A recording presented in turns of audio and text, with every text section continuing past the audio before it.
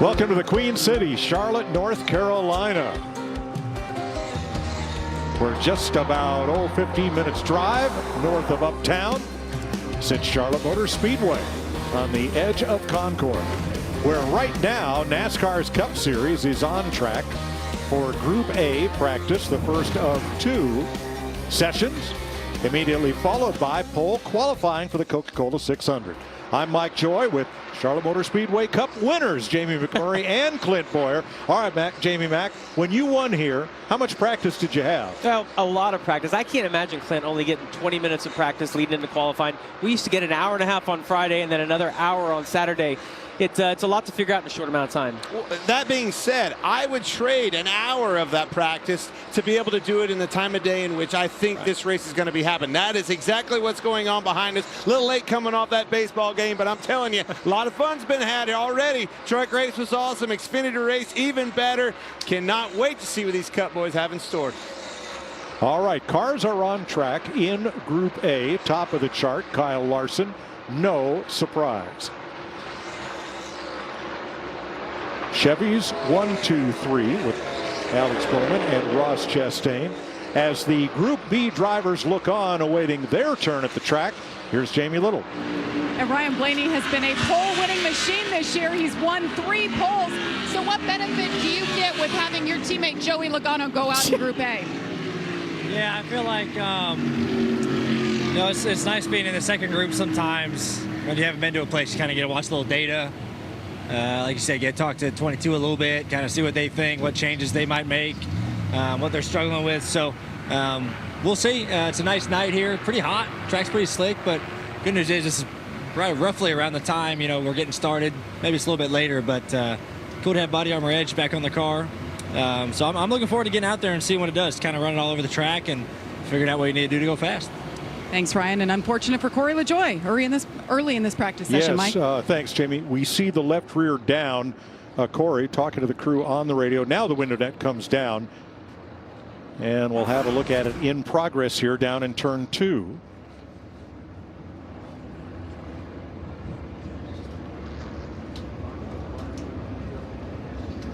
This spun around getting into turn 1. I saw it out of the corner of my eye. The weird thing was it must have knocked the brakes out of it or something, because that thing rolled backwards for a long time. Yeah, you can see him actually trying to back that car up. Like it obviously doesn't have any brakes. It seems awful early to have cut I know we've seen a lot of left rear tire issues this year. He'd only run 4 laps. That seems a little bit early to have a failure in this practice. So. And hard to tell there if the tire was down when he hit the wall or as a consequence.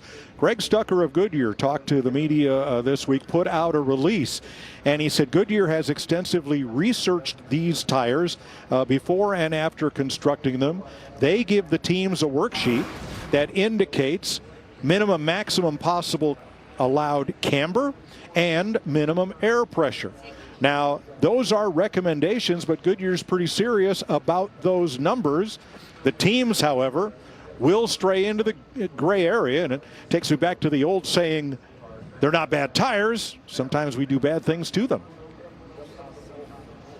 Vince Welch. With Kevin Harvick, 2-time Coca-Cola 600 winner and the lead announcer on our Drivers Only Xfinity Series broadcast earlier today. What did you see from up in the booth that got your attention, get you ready for this practice here? Well, I'm glad to hand it back over to you guys because that's way too much work up there.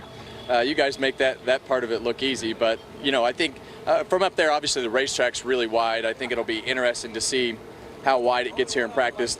I didn't see too many people up next to the wall yet, but hopefully our Mobile One, Ford Mustang runs good and we can have a good weekend. Well, I can't wait to see that 4 on the track because that is a beautiful paint scheme. It is definitely a top 5er. That is a great paint scheme, and anytime you can share the American flag in a way that looks that fast, I love it. Yep, good stuff, Mike. Absolutely. Thanks, Vince. There's a little teaser look at Kevin Harvick's car. We'll show you more of it when he gets out there. Group A with 13.5 to go in their practice session. Corey LaJoie up and into the wall, turn 2.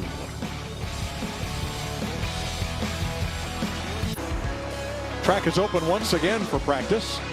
We're going to hop inside Ross Chastain, who is 3rd quickest so far. Hammer down off of 4, wide open throttle.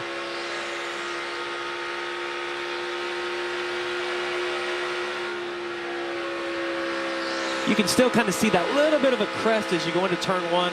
The racetrack falls out from underneath him. He's chosen to run up into the resin or the traction compound through turns 1 and 2. A couple of bumps here heading into turn 3. Again, chose to stay up high. You know, he won the truck race the other night, Clint. I just wonder if what he learned in the truck race he's able to apply today. That's an interesting look with the sunglasses. Probably going to try something different in the race tomorrow night. I just wanted to see what he has. Yeah, it's actually, you know, usually you can change the visor, even tear off strips on the visor you can pull off and go into a clear lens at night. I've seen some late model guys do the old sunglasses, you know, thing over the years, but you know, never a Cup guy. What's interesting to me when I look at this is he has a tear off, which you can see on the visor. It's a dark tear off that he can clear off. He's going to have a clear visor underneath it, but he also has sunglasses on, so he's given himself a couple of options. Here's riding along with Alex Bowman on the bottom. You talked about it. That is out of that traction compound resin, if you will. See what he does in 1 and 2. And this stuff will wear out, right? At the course of the weekend, the trucks, the Xfinity was right up against the wall. You can see the marks on the wall on the outside with them boys. Were all up against it all day long. What a great show that was for the win. But these Cup boys seem to be kind of finding their grip on the bottom and the middle. How about the glare as you come off turn 4 here? Well, you can't wait to get to where that shadow was in the middle of 3 and 4. You go for a second, almost blind, and then once you get to the shadow, you can see. The thing that I noticed, Clint, and what I've watched all these guys doing, they're running the middle 1 lap, they'll run the bottom the next. They're just trying to feel their car out, and this is the time you're going to be halfway through stage 1 when this practice started. So really, there's no better time to see what your car is going to have than when this practice starts. See the bumps getting into 3. That's something that when you're running the bottom really cuts you off guard. But that glare right there, you get another caution. 1 got another wall off of 2. Might have been the 5.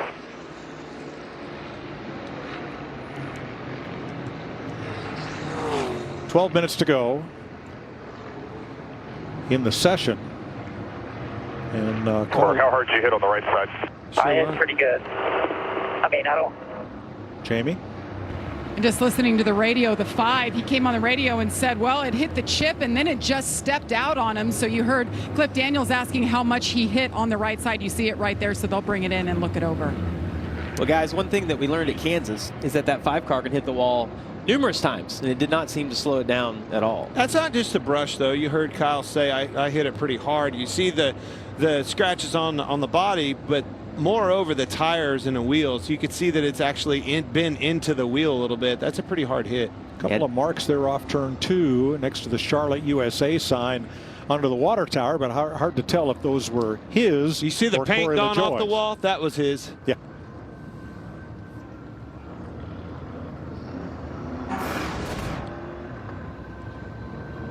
Yeah, he's already in it up there. You see the edge of your screen.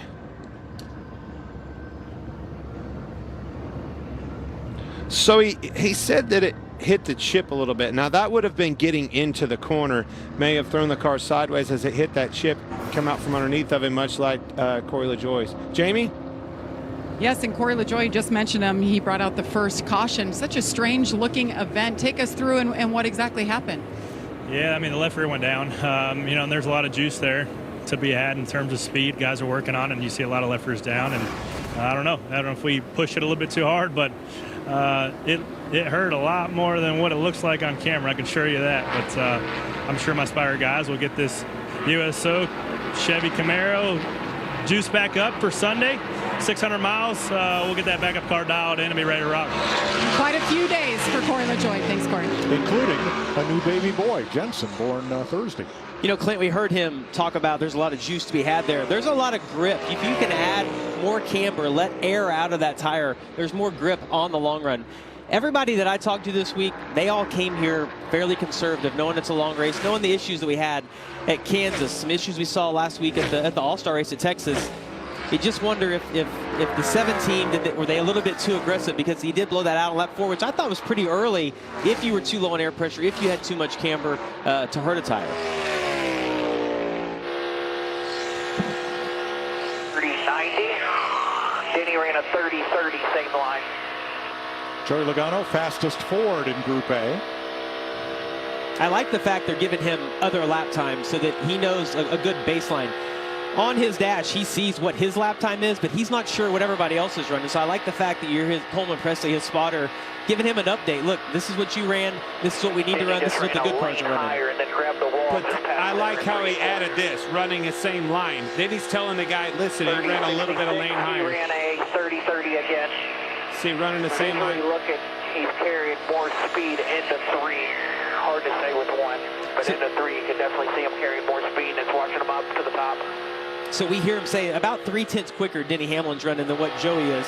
And I know Joey's probably like, I'd like to drive in deeper, buddy. Yeah. It just, I can't. My car didn't feel good enough. Denny Hamlin, the quickest Toyota. He is 4th overall.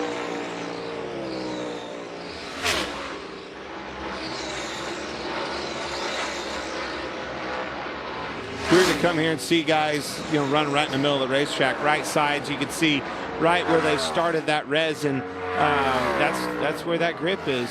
And then down here, running the bottom, it's starting to wear out. A lot more sun baking on 3 and 4. I think that's certainly a benefactor of that. But in 1 and 2, just like in that Xfinity race, way high.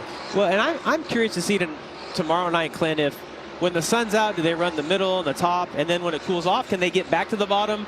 Or does that resin traction compound just have so much grip that you need to be in it? Because at some point it is going to wear off, but they put that on earlier in the week. They've run the truck race, the Xfinity race, but it still seems like that's the preferred lane right now. Well, that's the question. Will they put it back on? And I hate to say this. I hope they do. I do 600 too. miles is a long time. I liked what I saw today in that Xfinity race. Those guys were literally right up against the wall. You could still make a pass. It got to where it was so far around there, and as it started to wear out, it started to make ground up in the bottom of 3 and 4.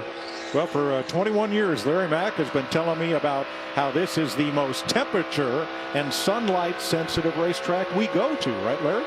Yes, it is, Mike, and it's always been that way. It's not just this surface or the surface before. I've been coming here since 1980, and it just seems like the most temperature sensitive. And you guys were talking about the shadows and the sun in the early part of the race. That's what really can be a challenge, is turns 1 and 2 will be in shadow, especially turns 3 and part of turn 4 will be in sunlight.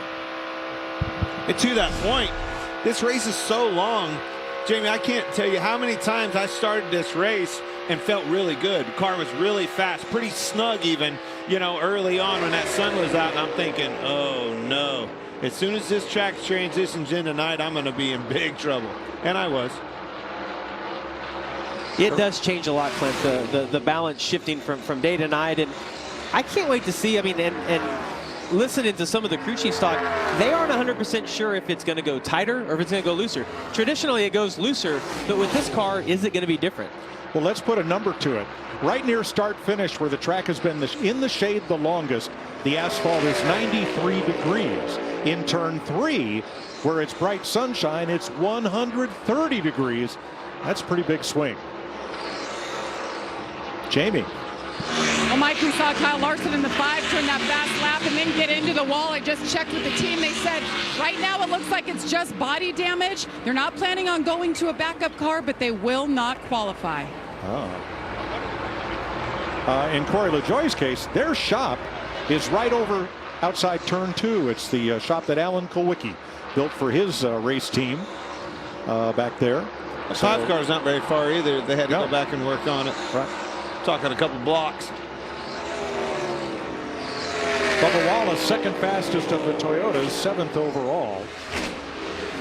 And all of these fastest laps were set on either lap 1, 2, or 3, except for Ricky Stenhouse. His 5th lap was his fastest.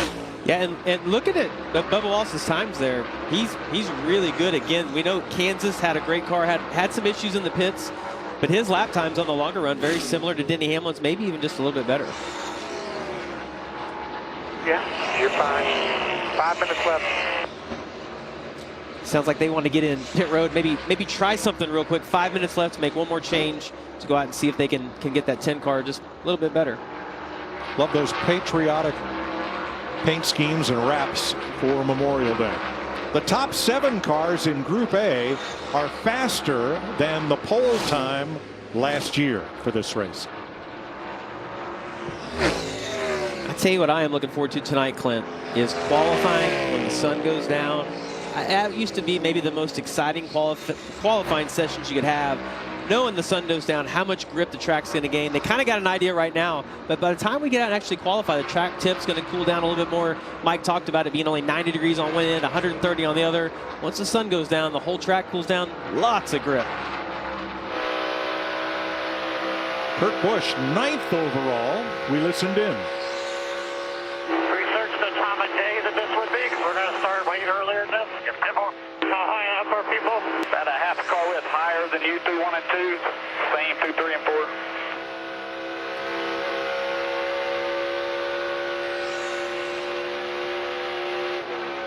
All right, let's go back to the garage and Jamie Little.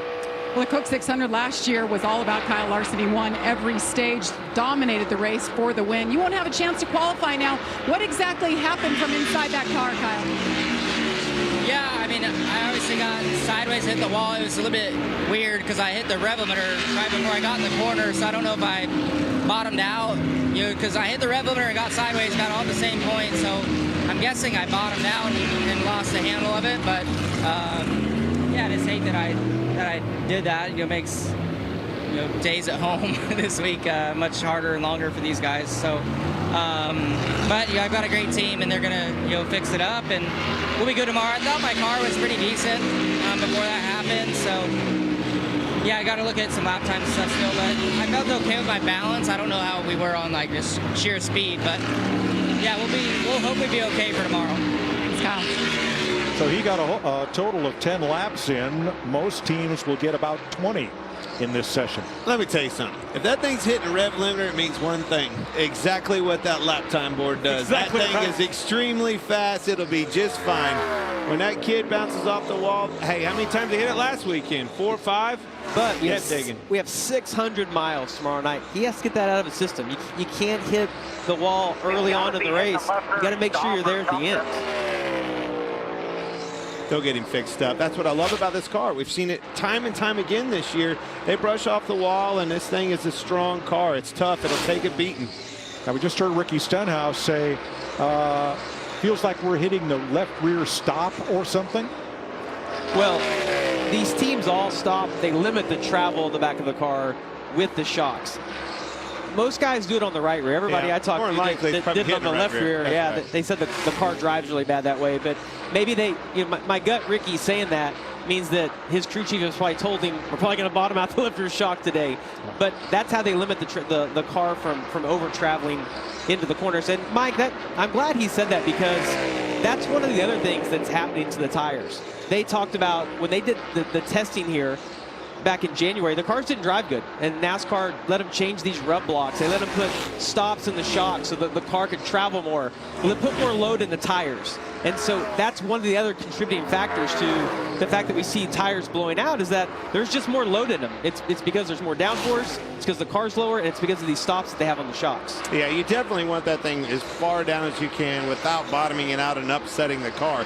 Lower CG, that diffuser you see on the back of Chris Buescher's car right here, all of that downforce is generated off that thing being as low as possible. With the old car, the last thing you wanted to see was that nose riding high and space underneath the front splitter. Now it's just the opposite. That's exactly what feeds that diffuser. You can see it right there in the front of the car. You see that gap that's open, the two sides are closed. That open feeds out under channel of this body and all that underbody downforce. Mike, it's so funny you say that, because I watched last year's Coke 600 back, and you would see those splitters just dragging the ground all the way around here. Then you see this, and you think it's wrong, but this is the platform that they use now. So all 18 cars from Group A have been on track as this session winds to a close, and all the quick laps were put up very, very early in the session, lap 1, 2, or 3 in almost every case. Group A is done. Kyle Larson fastest, but as he said, he will not have a chance to qualify that car as it needs repair.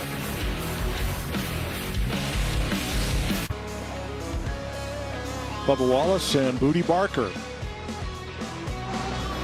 debriefing They're on the top 10 list for fastest individual lap, led by Kyle Larson, whose damaged car will not qualify. Alex Bowman, Ross Chastain, all Chevys, Denny Hamlin's Toyota, and Joey Logano's Ford. 18 minutes is the length of this session for Group B.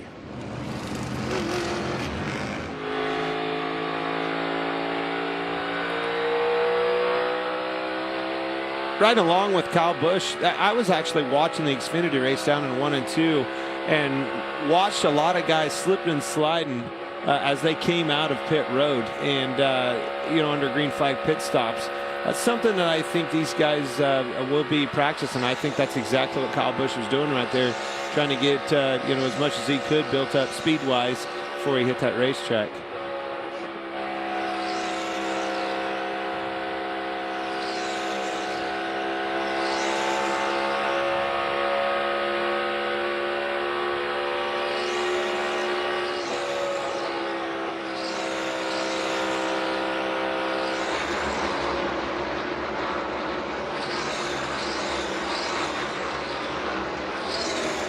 Martin Truex. It's hard to talk about the Coca-Cola 600 and smile when you hear Martin Truex's name, because he made our job horribly hard when he led all but 6 laps of the Coca-Cola 600 in one of his wins. You should have been in a car that night if you wanted to know what miserable was. You should have been the guy that... I'll bet. That was getting lapped by Martin Truex Jr. that night. It was the most dominating performance I can remember. Yeah, for sure. So cars in white are the Group B cars that are on track right now, led by Truex and his teammate Kyle Busch. I was going to say, picking up right where he left off, because he is definitely the fastest. And honestly, those Gibbs cars, going back to Kansas, they really took a step in Kansas. And I've always said, Charlotte is the date in which I always felt like Gibbs cars would really start to show up, whether it was an engine package or just finally had some time to get back to the shop. It was their second stab at things. But I'm telling you, these cars are starting to show up and knocking on that door. I don't think you see a Hendrick dominance anymore. The Gibbs boys are here to stay. Well, and unfortunately for everybody else, it's not just Gibbs, it's Toyota in general. Like Kurt Busch wins the race at Kansas. We know Bubba Wallace was fast. Well, hold the phone. Who's fastest in this group? Austin Cindric in a Mustang. There you go. That's how quickly it I'm changes. sticking to my story, Mike. I'm telling you, right. It's real. Takes more than one lap, right? But hey, same goes, and I think it's just the time, right? As you go out to the, Daytona starts the season off with a new car, and then you go to that West Coast swing, and you have what you have, right? You come back, you get reestablished, you reset your goals, and redirect things. This time of the year is where all that stuff starts to come into fruition. Projects, things like that, really start to narrow in on and close that window of opportunity, and I think that's what a lot of teams have gotten right now. But I don't know about you, Clint, but as we came here, I wanted to know, was Toyota going to be the best car again, like what we saw at Kansas? I know Kyle Larson was up there. Was Chevy going to dominate like they did here last year? And then you see Ford last weekend at the All-Star race. You're like, well, are they going to show up?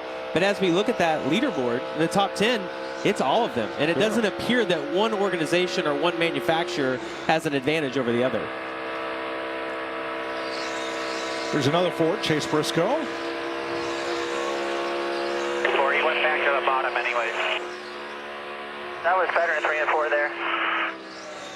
Thanks for wearing our Fox helmet, Cam. Cars are running 20s here. Watch how rough this track gets getting into 3, particularly if he runs the bottom. Well, with that guy coming on, he ain't gonna. But you can see the bumps. Did you see that car? Excuse me. Did you see that car disappear in the glare?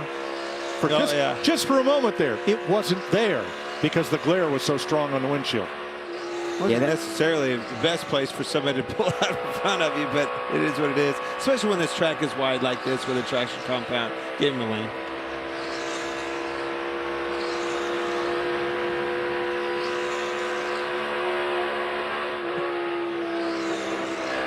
Wow. All right, let's check with Vince. With Bubba Wallace, who was 7th in that first group, saw the hand gestures with you and your crew chief, Booty Barker. It looked like it was a rough ride. Is that a product of the track or the car? That's typical Charlotte. Bumpy, rough. Just trying to show up and unload with a lot of speed. I let us down last week by not getting after it in practice, and the car had more potential than what we had shown in practice and qualifying. And really, qualifying for me has been my weak point. So the test I used here a month ago or so, I really wanted to work on qualifying and going out and trying to lay down a fast lap. Still not where we want to be, but our McDonald's Toyota Camry is pretty close. Never perfect. If we were perfect, it'd be easy, but just good to be here at home. Good vibes. Had a good attitude coming into this race, and that carries a lot of momentum for us. So we're just going to keep it up, make a few changes, and we'll be good. Mike? You know, Mike, you started out joking around with Clint and I about how much practice we used to get, knowing these guys only get 20 minutes. My favorite part of this procedure is that we get to go down there and interview these guys, and you get to read their body language. And Bubba Wallace, he can't hide it. If he's mad, you know that he's mad. If he's happy, he's happy. I like being able to interview those guys, kind of know where they're at, and that the qualifying starts directly afterwards. You see Austin Dillon and Noah Gragson working, and I like what Noah's doing, trying to figure out how to pass, right? How this car's going to react in the wake of a car in front of him, because that's real life stuff. You're going to have 600 miles of that in this long, grueling race, and somehow, some way, you got to figure out how to pass some cars.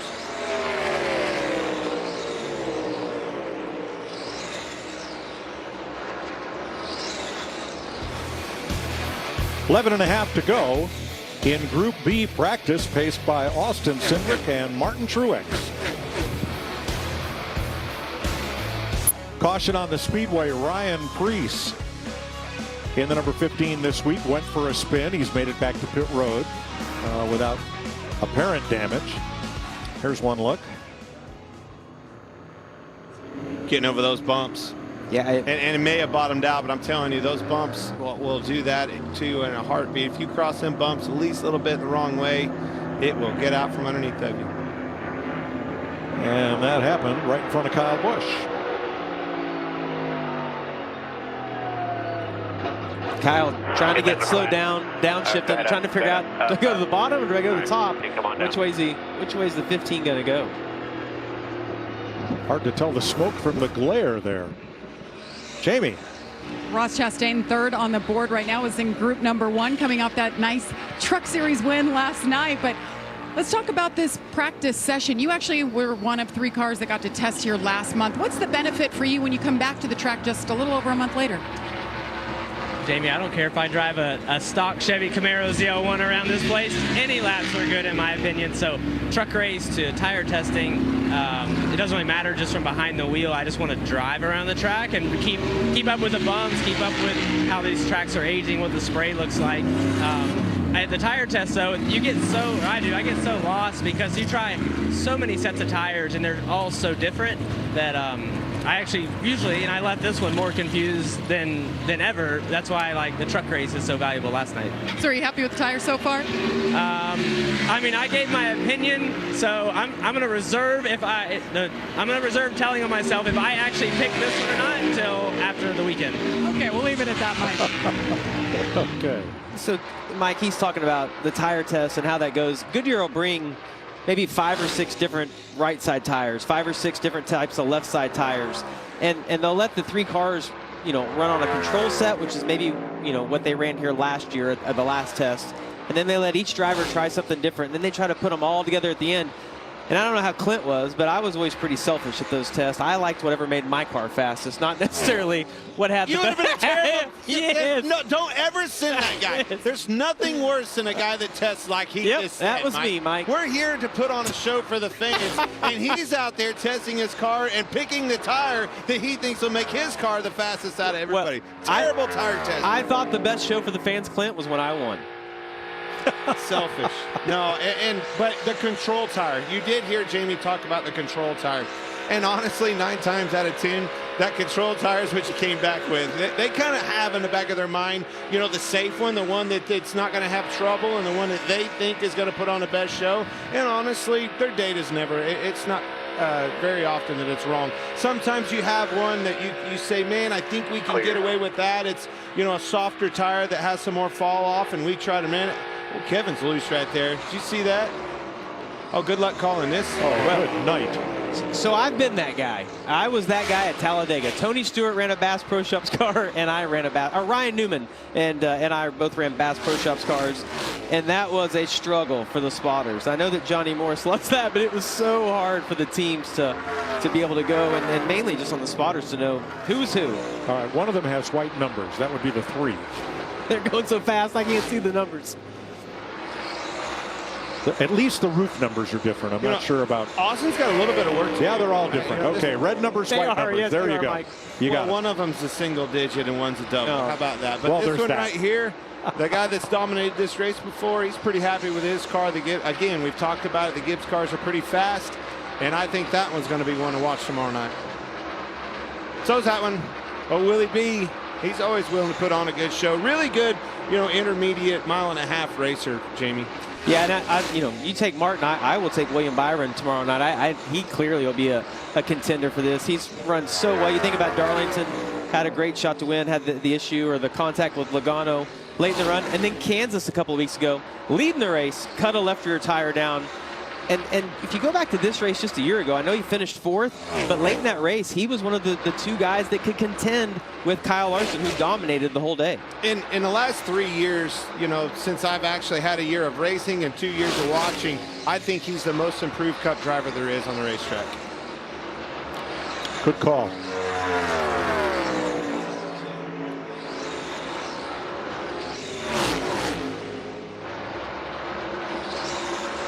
Byron 12th on the board. Oh, that's Kaz Gralla. Well, I've been that guy too, Clint. I have had my hood blow up, and you just look out the little cow flap on the left. He's driving it with the spotter. It honestly doesn't look like it's tore anything up, but I'm going to say the bracing. You know what I love about that is look how busy the air ducts are underneath the car. This is the first time we've been able to really show underneath the hood of the car. You see the air louvers that escape the air from the front. You see how the air feeds to that cow or to the air cleaner, no longer from that cow that it always was. A lot happens underneath that car aero-wise as well underneath the hood. And I like the fact that they gave each manufacturer some identity in that area. If you look at a Ford, it's different than a Toyota or a Chevrolet, and so they have their own little identity there, and I think that's nice that they can separate the makes that way. Guys, looking at this, just think back to when we had steel roofs and steel hoods. Yeah. They would be sitting there looking at that car going, are we going to have to unload a backup car? There's absolutely no damage whatsoever to the roof, the hood, nothing about that race car. He just had left pit road. You can see him on the apron right there. That's a great point, Larry. Now, all 4 hood pins were there.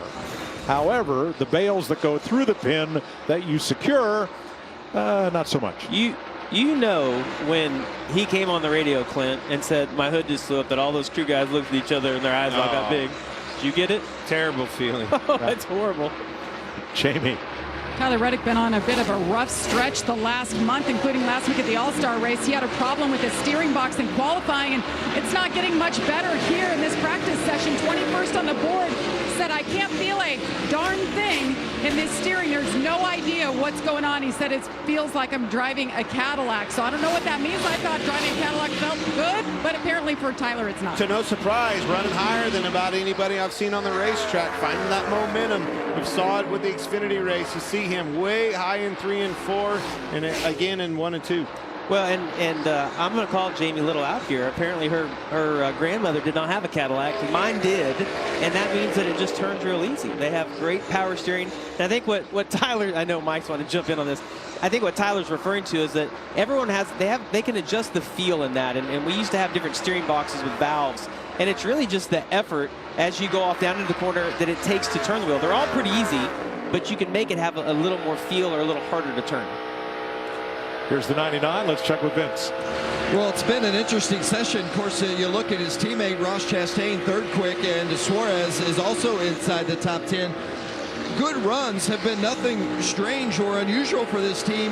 Good finishes, however, have been. And for this 99 group, as they're just trying to get the rear end of the track a little bit better in turns 3 and 4 for Daniel, they just need a good result. They've had some good races, but they just can't seem to catch a break. And we'll see if they can get that done this weekend here in the 600. Well, and like Vince said, he's been fast, and there's a little extra pressure on Daniel Suarez. The fact that Ross Chastain already has 2 wins locked into the playoffs.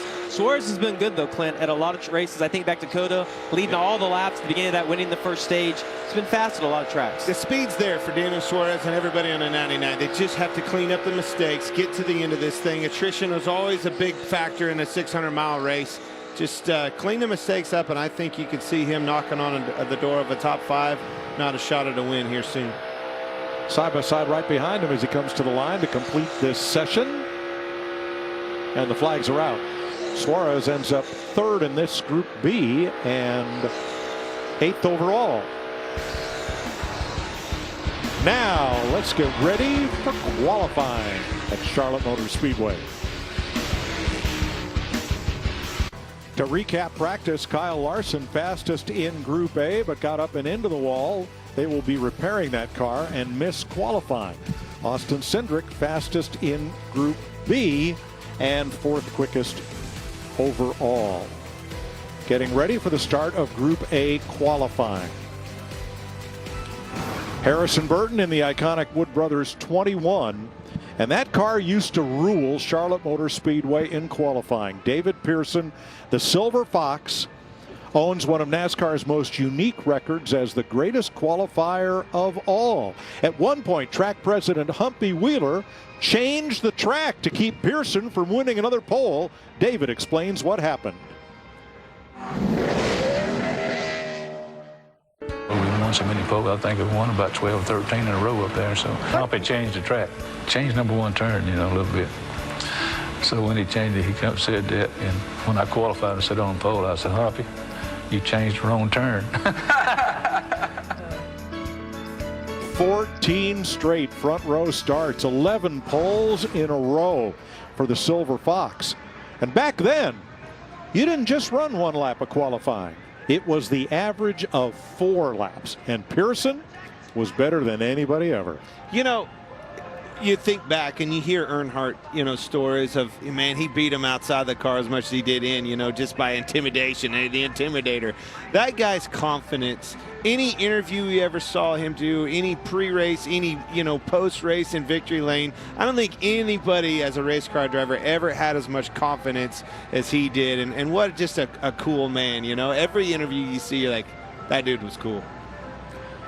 He pretty much defined hero back then, and he and Richard Petty would trade wins back and forth. I think 65 times the two of them finished 1-2 in their careers. Ricky Stenhouse, Brad Keselowski.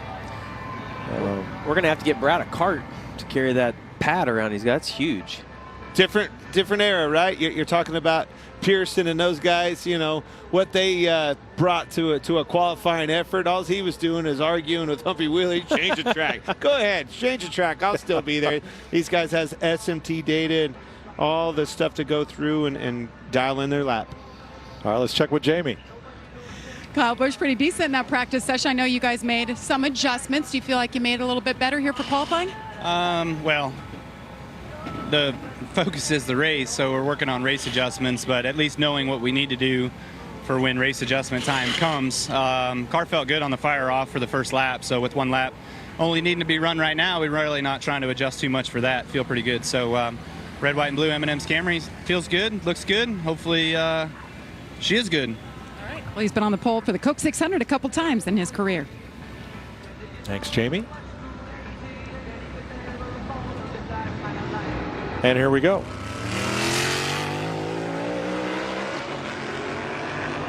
Florida's BJ McLeod will be our first qualifier. Obviously straight out on the racetrack, right up to the outside of the track, getting that momentum built up as much as possible. Yeah, and you know these guys are all going to watch the first few cars, especially when we get to some of the faster cars, to see do they run through the resin? Are they going to run high coming to the green and then run low on their lap? Like, there's so many options at this track. This is actually the most interesting, you know, qualifying session that I've been looking forward to, is just because of that grip level in the track. this resin's wearing out. Are they going to go the shortest way around because of the grip coming back in, it cooling off and things like this? And you already see B.J. McLeod running in the middle. It's going to be very interesting. It's going to be, you know, follow the leader. If somebody moves down to the bottom and it goes faster, you're probably going to do that. Well, and because we know the cars are continually going to get faster throughout this group, to me, the Group B has a little bit of an advantage because they're going to get to watch all these guys and then decide where they want to go. Not to mention it's going to cool off a little bit more yet. 30.46 for McLeod. Vince? Boy, debriefing Daniel Suarez and his crew chief and engineers. That was a lot of body language. What do you need from that 99? Man, when you have 15 minutes of practice and then qualifying 10 minutes later, you have to be extremely quick. But no, overall the car has good speed. I'm very happy with the speed of the car. We just have to work in balance a little bit, ride quality a little bit, which is very common here in Charlotte. It's very bumpy, so you know, the faster you go, the worse the ride quality is, and you are always playing around that. But overall, these guys are very smart. We're going to figure it out. There's a lot to figure out, Mike. Thanks, Vince. B.J. McLeod and Cody Ware, who just completed his qualifying run, each posted a personal best finish in the All-Star Open last week in Texas. Cody Ware, 30.95. You know, we hear all these guys talking about the bumps, and the reason they bring that up is because if you want to make your car ride good over the bumps, you just put some softer springs in it. You know that the ride is going to be better. But in order to generate the most downforce, to make the most speed, to have the most grip, you want the car low in the back. And in order to do that, you got to put a stiffer spring in it so it doesn't over travel. So everyone here is fighting that balance of how stiff a springs can we run and how good a ride are we going to get out of it. And you're going to hear bumps all night long tomorrow night. Justin Haley with a big pickup here, 29.92 for Haley. Now we're talking into the 90s, into the 29-second bracket. Question is, how far into that 29-second bracket can these guys go? Maybe we'll find out here with Eric Jones. Haley, 30.28 was his best lap in practice, so he picked up 3.5 tenths. Look at the difference in the lines. But you see that momentum. That's why you chose that outside. Getting into that right sides with Haley was into that traction compound a little bit more than Eric Jones did. But look, here he goes, running to the bottom. He gets to him a little bit. I don't think he's going to get there. Well, and Clint, seeing that he ran the bottom of both ends, it must have felt pretty good in turns 1 and 2 to Eric Jones. Otherwise, he would have adjusted and tried to run high in 3 and 4. Vince? One of the hottest drivers in the series, Christopher Bell, 4th, 6th, and 5th the last 3 races. What do you got for this one? Well, that sounds pretty good. I wasn't aware of that, but yeah, I mean, I think our Yahoo Camry is good. We didn't lay down a super fast lap, but I was really happy with the balance. Felt like I moved around good, felt comfortable on the top and bottom, and we'll see what happens in qualifying. Mike? Chris Buescher for Roush Fenway Keselowski. I'll tell you, Christopher Bell has been really consistent the last 3 races, obviously in the race, but he's been great in qualifying. 3 poles this year. I think when we look at the end of the day, you're going to see Christopher Bell and Ryan Blaney. Chris Buescher, big pickup off turn number 4, 30.16 in practice, 29.91 is his qualifying time. Cole Custer for Stuart Haas, 30.26 in practice for the 41.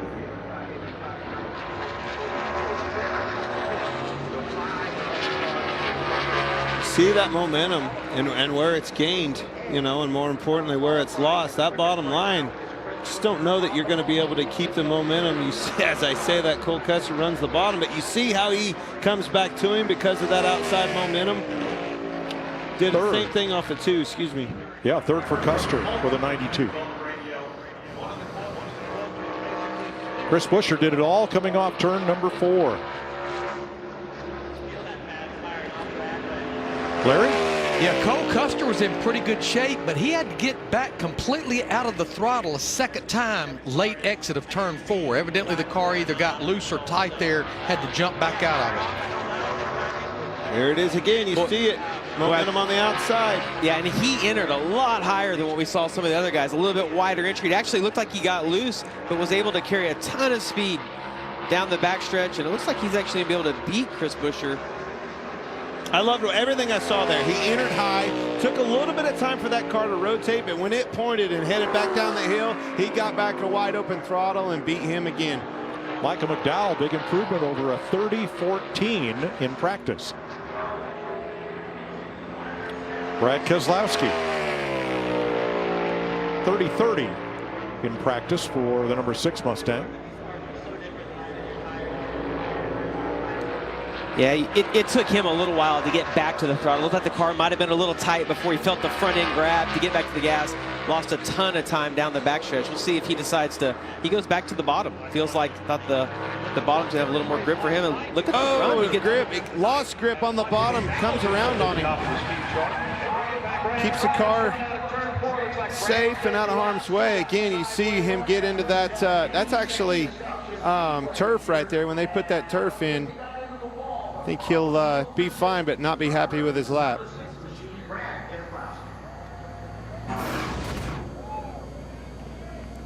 Like it was going fine, run down to the bottom of the track.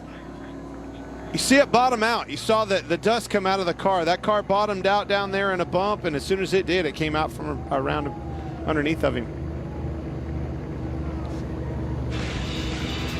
Brad Keselowski in trouble in qualifying. Michael McDowell fastest so far.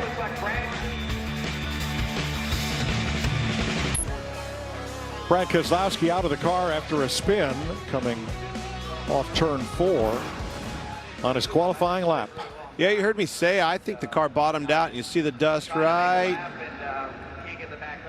about there. I think the car bottomed out, got into the, I think that was the asphalt dust. You see him get out of the gas. He knew he was in trouble along for the ride when it came out from underneath of him, but did a great job keeping it out of the wall and out of harm's way. Yeah, what they have a rub block, a little piece of aluminum that's underneath the floor of the car, and it's actually so the diffuser, which is really expensive, doesn't get tore up if the car bottoms out, but it obviously upsets the chassis a lot. Jamie? Well, his teammate Chris Buescher, second on the board, just saw what happened. What does that turn 4 feel like right now with this new car? Yeah, we're definitely it's bumpy, and a lot of content with this new race car. You know, our group did a good job with our 5th third bank Mustang to improve it from practice. They go quick every week, but definitely hunting a little bit more security over there. Glad to see Brad didn't hit anything and did a good job. You can see him on the throttle, on the brakes, trying to keep it out of the fence, but it's going to be a handful. Going to be a tough one. Going to be a long race. Got plenty of time to work on it, so we're just going to keep our heads down. Thanks, Chris. Eric Almirola trying to bump Eric Jones, and does so with a 30.02, a quarter of a second faster than he practiced. Vince? Well, we've seen the replays. Let's hear from the guy behind the wheel, Brad Keselowski. What'd you feel and think happened there? Yeah, just trying to make a lap. Felt really good about it, Vince. I got into turn 3 pretty hard and throttled up and was trying to drive her down to the line here, and it just back came out and did all I could to not put her in the fence with our core Ford Mustang. So thankfully that didn't happen, but trying to run a lap that'll make us to the next round. We just didn't have it. Thanks, Brad. Now here's Ricky Stenhouse, 30.42 in practice for the number 47 Camaro. Not going to be happy with that. After the last few weeks, he has been really fast, coming on strong. Patty and company have had the 47 ball flying, actually, and going to have some work to do tomorrow night. He picked up 0.2 of a second from practice, but not enough. Bubba Wallace going after it here. 29.98 in practice. Yeah, he was really good coming to the green, even start finish line to turn 1, and then he did a similar line, I thought, to what Michael McDowell did. A little wider entry into 1, getting in plenty of that resin. You see, same thing, a good wide entry into turn 3, carrying a ton of momentum. A little bit of a wiggle right there, out of the throttle, not bad. Car looks really stable. Top of the chart, 29.65. That's almost 0.3 of a pickup from practice. Yeah. That's great. No wonder he was so confident. So that bumps Almirola and moves Cole Custer onto the hot seat. Joey Logano, 29.85 in practice, that would be fast enough right now for second. Did you see right there, Clint? He never let all the way off of the gas. One of the things that they struggle with is being loose on entry. And if you watch his throttle going out in turn 3, he only went to like 50% right there, about 40%, rolls right there, and then getting back to the gas. He's just trying to keep the car underneath him and not get loose.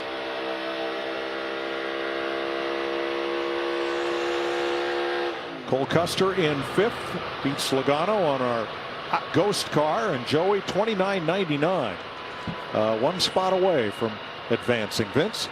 How would you like to be a 21-year-old rookie getting ready for your very first Coca-Cola 600 with the iconic Wood Brothers? That's what Harrison Burton's dealing with. How cool is that? And you have to pinch yourself knowing that that's happening to you. Yeah, absolutely. I mean, I couldn't pick a better race team to drive for. It's probably the biggest honor I've ever had, just to drive the 21 car and get to meet some of the legends that are kind of coinciding with that, and doing it in the Coca-Cola 600 on Memorial Day weekend. I mean, can't really beat it. So excited to get to the race, but right now we got to go qualify well. I think that's a huge deal. I know it's such a long race, but track position matters so much. You better get a good qualifying lap if you want to have a good run, I think, tomorrow. Well, Denny Hamlin just had a good run. He was 29.75 in practice. He is on the top of the chart. Cole Custer is out. Justin Haley to the bubble. Here's Alex Bowman. That's going to have him thinking, sorry, he's the one that ran down to the bottom. You know, he had a good momentum off of 2, but he pulled the car down in 3, down to the bottom, carried that momentum through the corner, the first one to do that. This is going to have all these guys talking now. Well, and the one thing that stuck out to me, watching Joey Logano's lap, who never got all the way out of the throttle, carried kind of 50% all the way down to the middle of the corner. Denny Hamlin got all the way out of the gas, but then got back wide open really quick and carried that momentum on exit. Bowman backs up his practice time, and he sits second. Haley is out. Buscher's on the bubble. Really surprises me, though. You said backing up his practice time. I mean, he ran a 63 in practice to that 65. I really thought you would see everybody pick up, you know, a couple tenths at least, like Denny Hamlin, like Bubba Wallace. Not so much with Bowman. I don't know that he'll be exactly happy with that lap. I think there's more there. Kurt Busch 30.07 in practice. Look at this. It's going to be a big pickup. He heard it just a little tight, couldn't get back to the throttle quite as fast as he wanted to. He had a really good 1 and 2, though. Had 3.5 tenths down into turn 3. Top of the chart, 29.45. That is more than half a second improvement over practice. Jamie. Bubba Wallace now 4th as his teammate goes P1. Saw you working in there. Did you get everything? Yeah. Hell of a lap by Kurt. Yeah. Oh, I lived it. I don't need to see it. I'm replaying it in my head. You know, qualifying's been such a weak point for me. I feel like, you know, obviously you get good pit selection, you get clean air, but there's so much risk when you put it on the edge. And so, you know what? I was like, it's Charlotte, it's homecoming week. Let's do it. Ooh, that's a big wiggle there. But, yeah, just went out there and gave it my all. I told them sorry before I went out and qualified. So if we did wreck, I was going for it. It's all in one piece. Congrats. Thanks. Ross Chastain 29.94. That's a quarter second slower than he practiced. And he does not bump Michael McDowell. So from Group A, those moving on to the final round, Michael McDowell's Ford, Bubba Wallace's Toyota, Alex Bowman's Chevrolet, and the Toyotas of Denny Hamlin and Kurt Busch.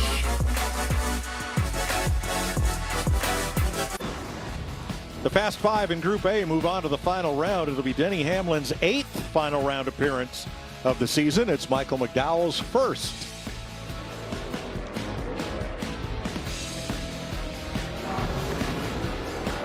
And here's the lineup for Group B. Beginning with Kaz Grala in the number 50, who was 31.79 in practice. Such a good point by Larry, though. I mean, just a short time ago, this thing had the hood off of it and everything else, and it would have been literally a backup car, totaled race car with a hood wrapped around the roof of it and everything else. Put the hood back. Put the hood pins back on. Let's head to qualifying. Find some hood pins. Yeah.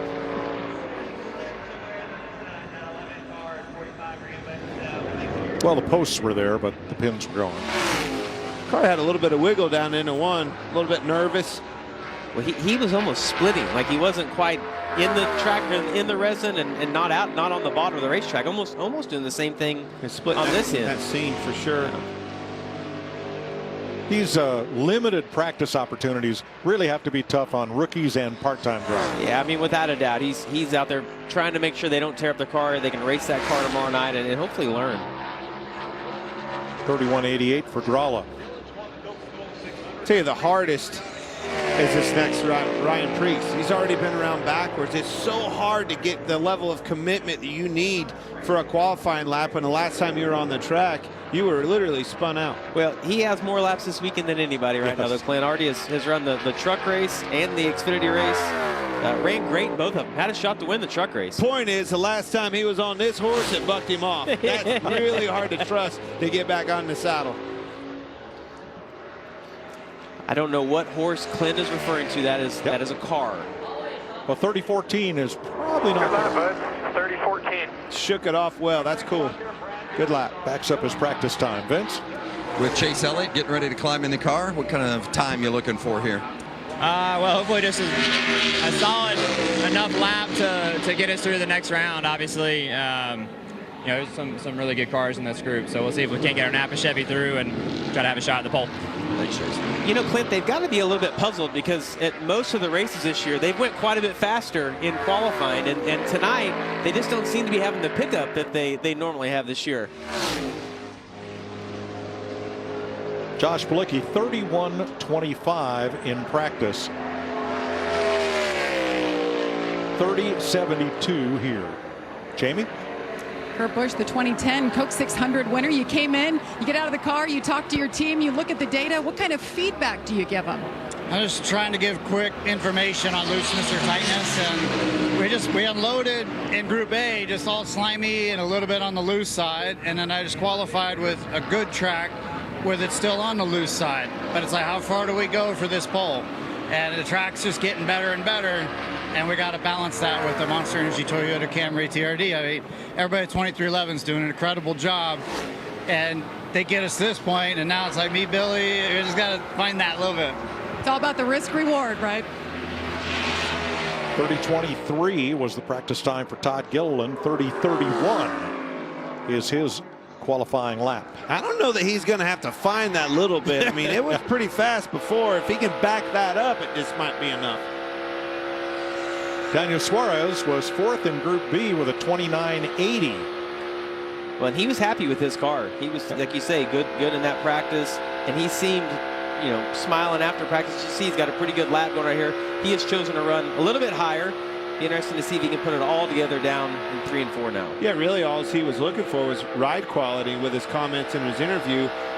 Again, I love how we're seeing everybody moving around different on this racetrack. He elected to go to the bottom, much like Denny Hamlin did, Kurt Busch and things like that, but there's still grip level. I wonder if that's because this track's cooling off.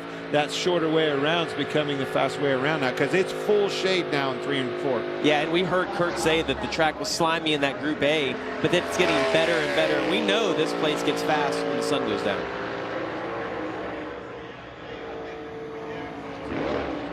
Noah Gragson, 30.36 in practice. Well, in Group A, it took 29.86 to make the final round. You know, Clint, the one thing that has stuck out to me watching Kurt or watching Bubba Wallace, we see cars loose. And earlier in the season, when you saw somebody loose, they were going backwards and they were wrecked. It seems like the teams have figured out, the drivers have figured out kind of what the edge is. Or, you know, even just a few weeks ago, it seemed like if you were a little bit tighter, you could go faster. But it's been interesting tonight to see the guys that can hang it out a little bit more. 30.18 for Gragson. He is third. Josh Bilicki on the hot seat. Harrison Burton coming off a 30.29 in practice. Got a good lap going here.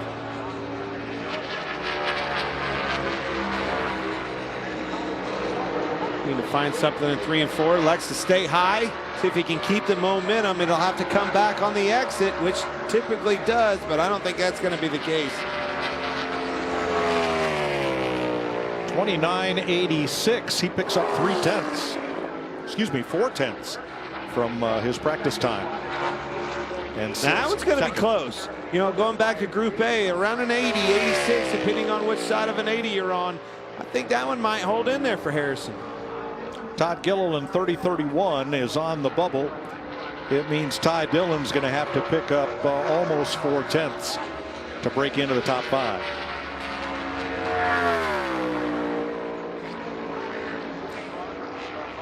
You know, Clint, one of the things, like Ty Dillon was just a little bit higher than what we've seen some other guys in turns 1 and 2. And we talk about that resin wearing out.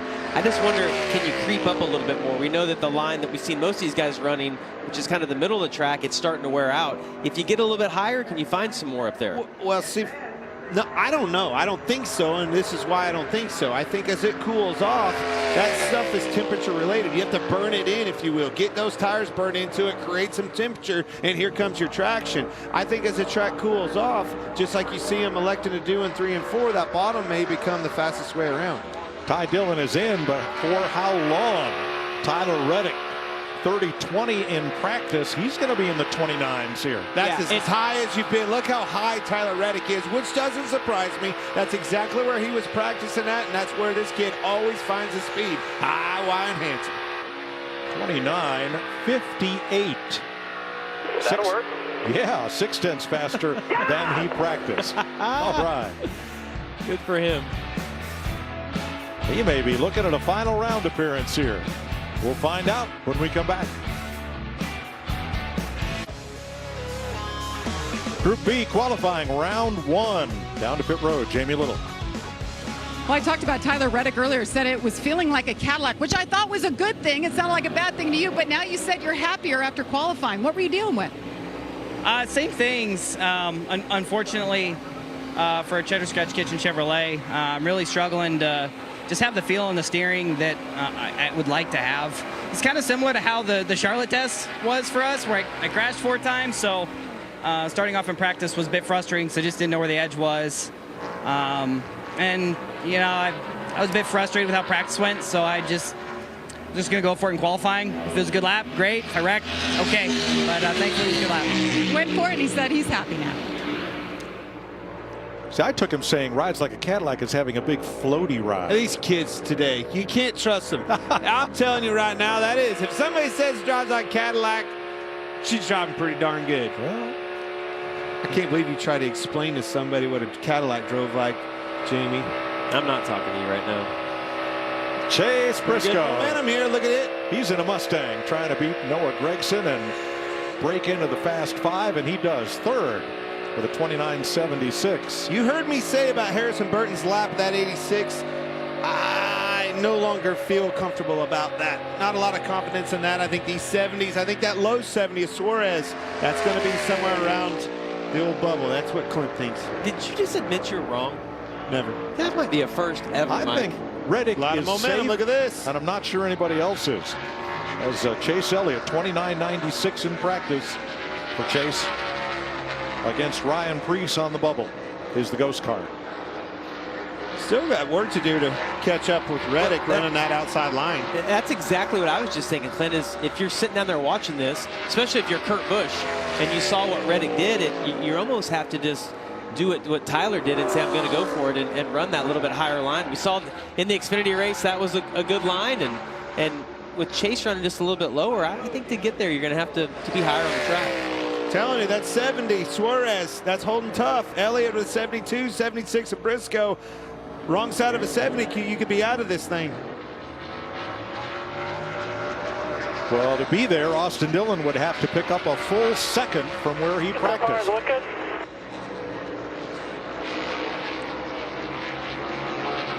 Ran the middle of the track, back to the throttle seam, handful of gas. Didn't have to burp it at all at the wall. And he is in for now, 29.82. That bumps Harrison Burton. Barely. Race car, veterans that are Chevrolet employees, so it's what happened. Kevin Harvick, 30.39 in practice, needs a big pickup to break into the Fast 5.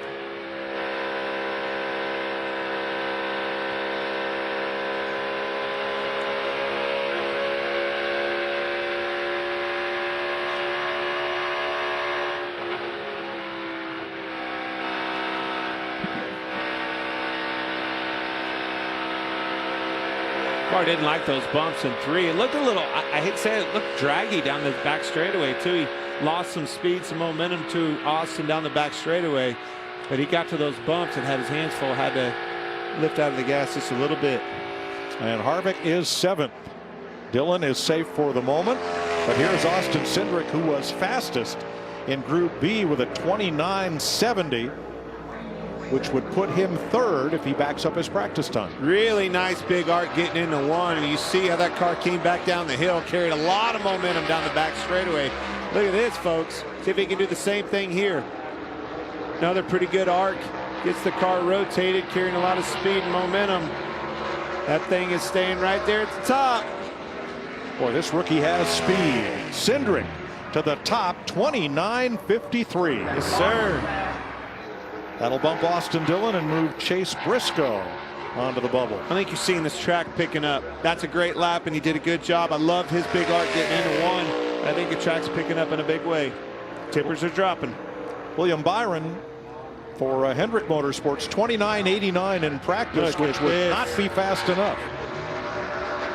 Another huge lap. William Byron has in his 24, hasn't wound up through 1 and 2, going down the back straightaway.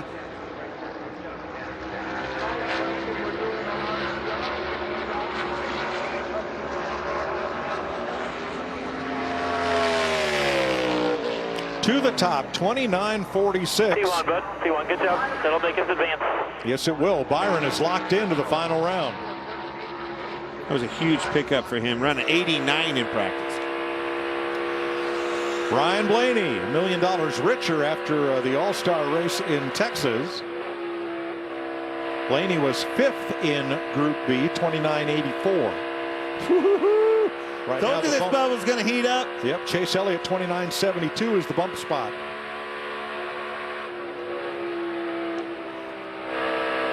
And he really got off into 3. Let's see if he pays the price on exit. I don't think he will. Blaney pulling away. Wow, great lap. 4th, 29.61. And Daniel Suarez is on the bubble. That bumps Chase Elliott. And it locks in Austin Cindric. With 3 cars to go, Martin Truex next. 29.73 in practice, which would not be enough. He had to lift out of the gas a little bit, get the car rotated a little bit too much. Got work to do down here in 3 and 4.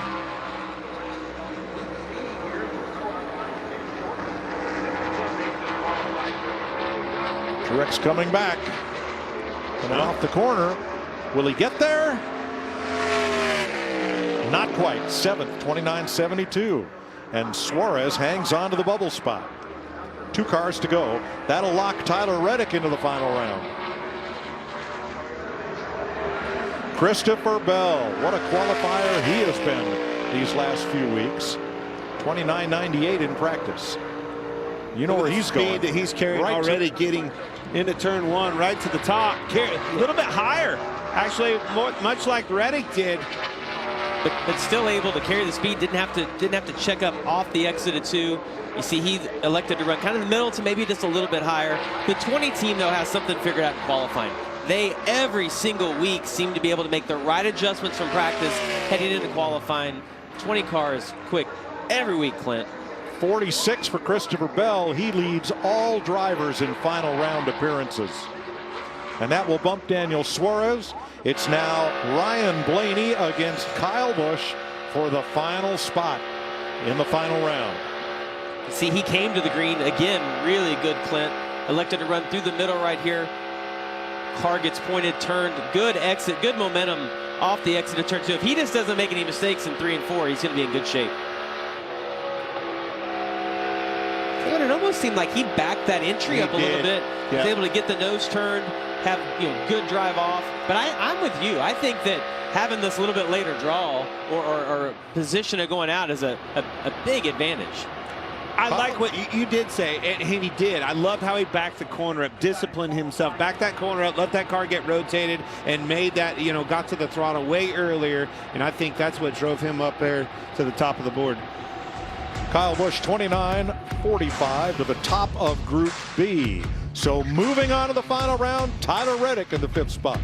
Austin Cindric, William Byron, Christopher Bell, and Kyle Busch. Round one of qualifying for the Coca-Cola 600 is complete. Here are the 10 drivers that are moving on.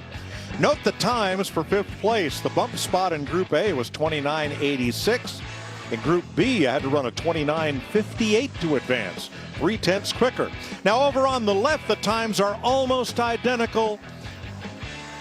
Kurt and Kyle Busch, 29.45, both of them. Now here's Christopher Bell versus Kyle Busch. They were separated at the line by only 1/100th of a second. Yeah, and I'm going to say just some experience. You know, you can see that Kyle Busch was a little bit more disciplined getting into the corner there, lifted a little bit back to his corner, but watch down here. Yeah, I mean, Clint, the thing that I saw was that Christopher Bell was more committed than his car was. But watch here. So Christopher Bell really floated that thing off in there, gets to the middle of the corner, had to slow down. The 18 of Kyle Busch slowed down his entry a little bit, got the car rotated and beat him back to the throttle, and definitely beat him back to that line. And at this point, you've tried to make a few adjustments to your car to see if you can get it better, but mentally, you're also making those adjustments in your head. For Christopher Bell, don't drive in quite so deep. Try to back the corner up, get to the throttle. They've looked at some SMT data, so you're making changes to the car, but you're also trying to adjust for your driving style. Jamie? And now this is the 6th time that William Byron has made it to round number 2 in qualifying. So we were talking about the track changing. What do you need to do to your car here to go a little bit quicker to get the pole maybe away from those guys? Yeah, I think just a little bit of line stuff. I mean, I feel like for me, I was really not sure where I was going to run in 3 and 4, and I kind of picked in between, so that was the worst thing to do. But I think the car was good. You know, obviously there ran a 46. The pole was a 45, so we just got to hopefully back up what we did there. And, you know, the tires might lose a little bit of grip, but we're also cooling down, so it might be a kind of a net equal. So we'll see what happens. Thank you. Good luck, Mike. Such a good valid point that he said right there. Let your car do the work for you. Don't go out there and overthink this thing, try to overdrive your car thinking the speed's there. Let that car do the work for you. All right, fellas, who do you like? First of all, I like that Michael McDowell at 34 is on that list. I think that's a really good job by him and his race team to make this list, but I'm telling you, I think you better have one of those Gibbs cars underneath of you if you're going to get the pole tonight. Well, okay, I'll argue pick with one. you. I just said the Gibbs cars. Yep, pick one. I mean, this isn't my first time doing this up here or yours with us. I think it's Kyle Busch's night. I'll go with William Byron. I liked what he said right there. He said I kind of split it, and that was the wrong decision. I'm going to go with William Byron. I'll take Kurt Busch just because everything seems to be going his way. Yeah, because I can, all right? All right, final round qualifying for the Coke 600 next. The racing grounds here at Charlotte breed a different kind of energy. When you start your engine here, you're racing beside decades of NASCAR trailblazers. Can you hear the roars and echoes of legends past? Listen for it. It's the Coca-Cola 600 on Fox. Race day coverage begins 4:30 p.m. Eastern Time. Look at those Goodyears, the Honor and Remember tires in use in all of 3 of NASCAR's national divisions this weekend. And our 600 miles of remembrance. The cars all carrying the names of fallen servicemen and women, and we will tell many of their stories. On Sunday night, during NASCAR's longest night, as we observe, not celebrate, but observe Memorial Day. And remember all those fallen heroes. Got the chance to meet a family of one of those service members down in the garage area earlier today. We're riding on Kevin Harvick's car with their nephew, and just neat to get to meet the families and to have him here and enjoying this weekend with us. It's pretty special. Such a mixture of pride and sorrow. Yeah. Michael McDowell in his first final round qualifying appearance of the season for Front Row Motorsports, 29.86 in the first round.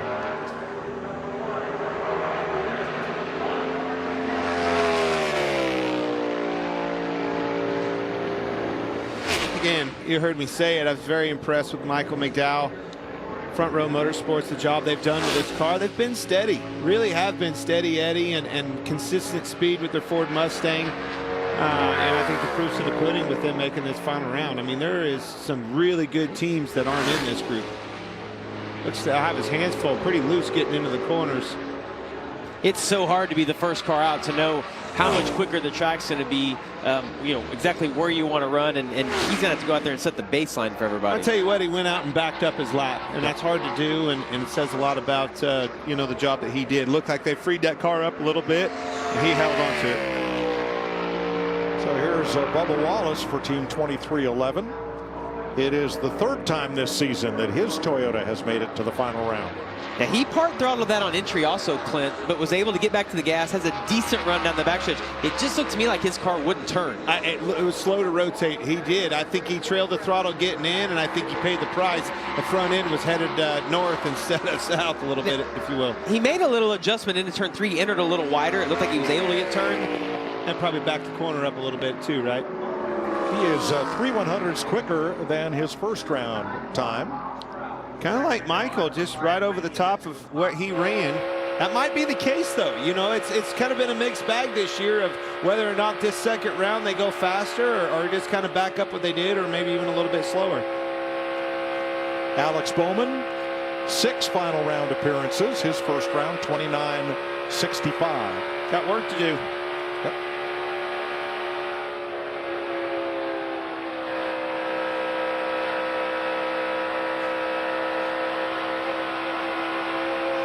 Found it in 3 and 4.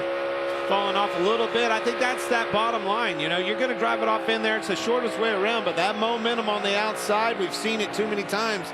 It prevails off of 4.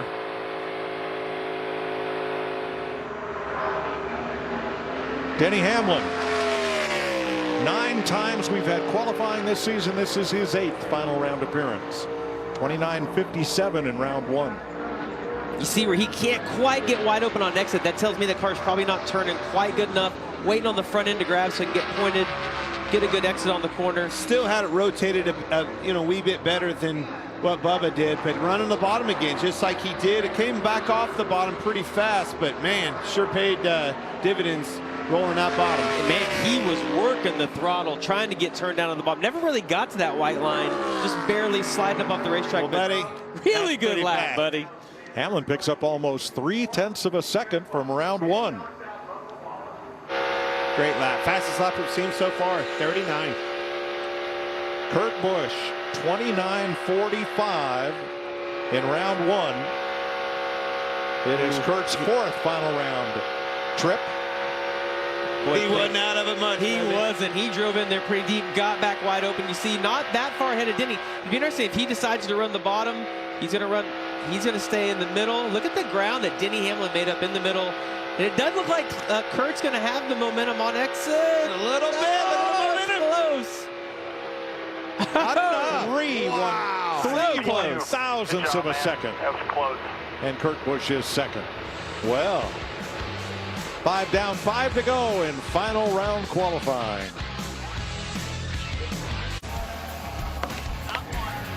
Well, right now, driver Denny Hamlin leads car owner Denny Hamlin by 3/1000ths of a second for the pole. Here are the 5 drivers yet to go. I like this. We've been talking about making adjustments, right, leading into this round. What did you learn from your first lap and your second lap? Reddick was the only one that ran outside on both ends. Let's see if he makes that adjustment and moves down. I think he won't. I think that Reddick's either going to be on the pole or there's not going to be any paint left on the outside of his car, because that's his go-to right there. He thinks that's where he's going to be able to generate the most speed, and he's committed to high on entry all the way around the top. Well, let's see where his momentum is if he's in the green, and he is, but I was surprised because he heard him burp it. Uh-oh, he made that adjustment. He ran the middle. Trying to get to the gas. It wasn't bad. Like, for running lower, to me, that wasn't a horrible corner. Let's see if he moves Ran back lower, up. but looked good. Yep. Yeah. I'm going to tell you what. Well, you hear him burping the gas. It's tight. But Denny that Hamlin, car turned. Denny just had an exceptional 3 and 4, Clint. He's been coming to the green with Tyler Reddick. You heard him lift out of the gas to try to keep, obviously, the car was getting tight, trying to knock the wall down. I wonder if coming to the green made him change his mind. Yeah, that's a really good point, because you would think coming to the green you don't have enough speed built up that you could run flat out, but he wasn't able to commit to it. I think he felt like it was tight right there. Said, man, I can't run that. A little bit too tight, made an adjustment, but that's just me. Austin Cindric leads the rookie class in qualifying. This is his 6th final round. 29.53 in round 1. Man, Denny Hamlin drove in deep to turn 3 and was able to make it stick. And if I'm a crew chief on pit road, I'm telling my driver that right now, Clint, because that's where everybody has lost it. Denny didn't have a great 1 and 2, but he had an exceptional turns 3 and 4. Cindric, 3rd fastest. Good lap. Great lap. A little smile out of Denny Hamlin right there. He's feeling a little better about it. All right, this is who I chose, Clint. Let's see how my pick's going to work out. It's coming to the green good. Out of green. William Byron was 29.46 in round 1 in his Camaro. All right, we had a good 1 and 2, but William, I'm going to need you to run the bottom of 3 and 4. I need you to drive it in deep. I love the momentum that he got. The car was pouring and he was back to the gas, carried a lot of momentum. He's going to run the middle. Let's see, just like I told him, can he Clint. run him back down? I told him where to run. Ground. You sure are right. 3rd for Byron, 29.52. Interesting when we hear from Denny to see if he thought turns 3 and 4 felt as good as what we're seeing in the data right here. Christopher Bell, 29.46 in round 1. That would be good for 3rd fastest. Bell leads all drivers with 9 final round appearances. Well, it's going to be an all Toyota front row no matter what. Well, if he adjusted, Clint, he didn't adjust a lot because he sailed it off into turns 1 and 2 again. It looked like it stuck a little bit better, not quite as high on exit. Gonna stay in the middle. Well, he's back wide open. It's just the distance around it. He just isn't going to have the momentum. Denny Hamlin did a really good job. So close. It's incredible. Oh, 1/1000th of a second between he and Kurt Busch. Wow. Bell is 3rd. That was a close one, Denny. Toyotas have the top 3, and the last car to go is Kyle Busch, 29.45. That would be 4th quickest. That's what Kyle ran in round 1. Again, discipline. He got out of it a little bit early, but was really quick to the gas.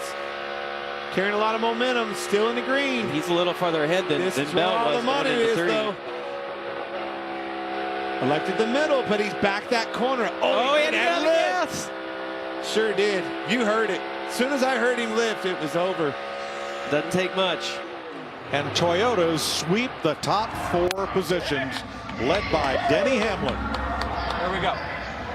Jamie. Denny Hamlin, what a night. Getting congrats from his driver, Kurt Busch, over here. First pole of the year. Don't forget who's boss. Denny, did that 3 and 4 feel as good as it looked? Yes. Just the reps. I'd run down there quite a bit in practice, and then in my first run in the first round. Almost, no. I had reps down there, so I kind of knew what I needed for my car, and I just thought, forward thinking that this track was going to get a little better, and certainly we would want to cut the most distance we could off if the track continued to grip up. When you look at your stats, this is one place, Denny, you have never won at, let alone the Coke 600. I know your crew chief's not here, but what would it mean to you to check this one off in the backyard? It's a lot. I mean, he knows how special this race means to me to try to win, and I've had such fast cars here, and crazy luck that I've had here over the years, and mistakes that I've made that have kept us from winning. But man, just really want to get this one, especially being a Coke partner for all 18 years or whatever of my career. It's just been great to be partners with them, and they did a great job with this FedEx Crown Toyota this weekend. It's been pretty good. All right, Denny Hamlin on the pole for the Coke 600. Vince? Well, and alongside on the front row, Kurt Busch, 3/1000ths of it. Kurt claims there was a glitch in the timing and scoring. Can you look at it and say, well, we lost 3/1000ths here or there, or do you just take satisfaction in being on the front row? And then boss man rubs it in. He goes, don't forget who's boss. I'm like, let's go redo it again. Let's go for a 3rd run. I did lose a little bit in 1 and 2. I owned 1 and 2 on my first round. and I just kind of flip-flopped the ends. I did not quite hit 1 and 2, and that's 1,000th. And when you feel it, you know it, and somebody will take advantage of you here in the Cup Series and beat you. But what a great day for Toyota. I mean, our monster car's fast, FedEx, Christopher Bell, Bubba. Kyle had a shot, he ended up 4th. That's good stuff from the Toyota camp. Built-in track position to start the race, good pit selection. Which is more important tomorrow? D, all the above. Mike. How close was it? Well, if those two cars were lined up at the start-finish line with those lap times, it would be 14 inches between the front bumper of Denny Hamlin's car and the front bumper of Kurt Busch. And about 3 inches further back, Christopher Bell, another 1,000. Wow. How close can you get? Denny Hamlin on the pole.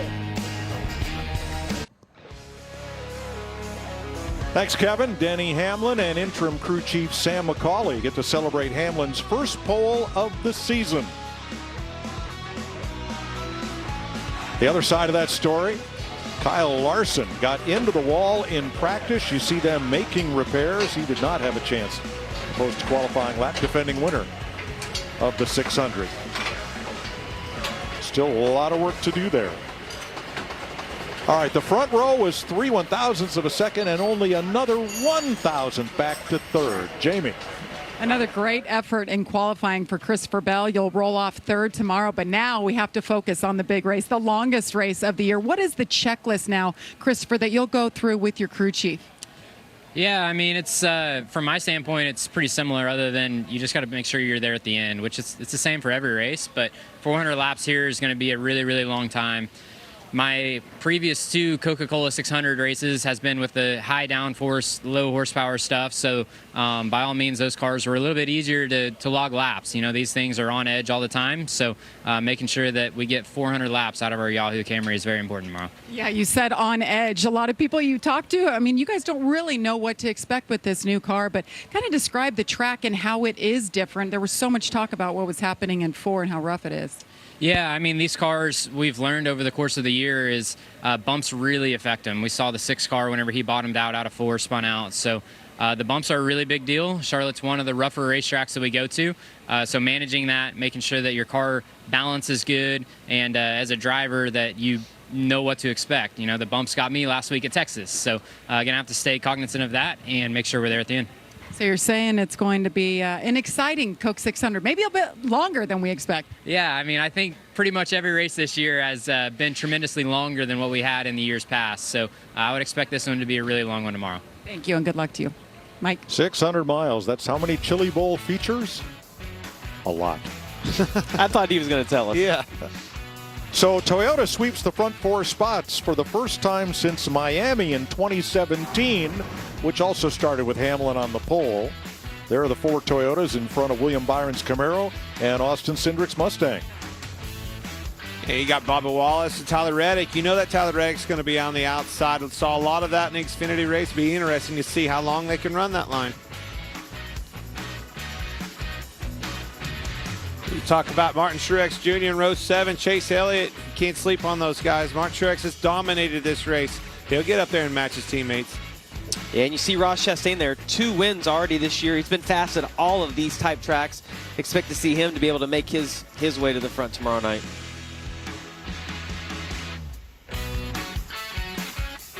And the balance of the field. And the one that stands out is that 5 car. Kyle Larson, you know he'll be coming. They'll get that car fixed up, headed to the front in a hurry. Corey LaJoie to a backup car after his crash. So you ready to go for 600 miles? Going to be a little different in the booth than in the seat. Yeah, it is going to be it's a long day, obviously, driving the car. But, yeah, I'm excited to get up here with you guys and call the race and see the action.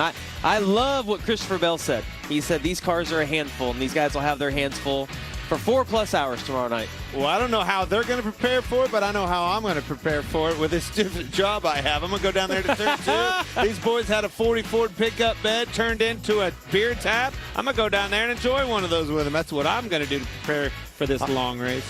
We might have to join you. It's going to be a good one. A lot of fun's being had. Good race, good weekend of racing. I think it's only going to get better. All right, Denny Hamlin wins the pole. Coverage begins tomorrow, 4:30 p.m. Eastern Time on FS1 and continues at 5 p.m. on Fox.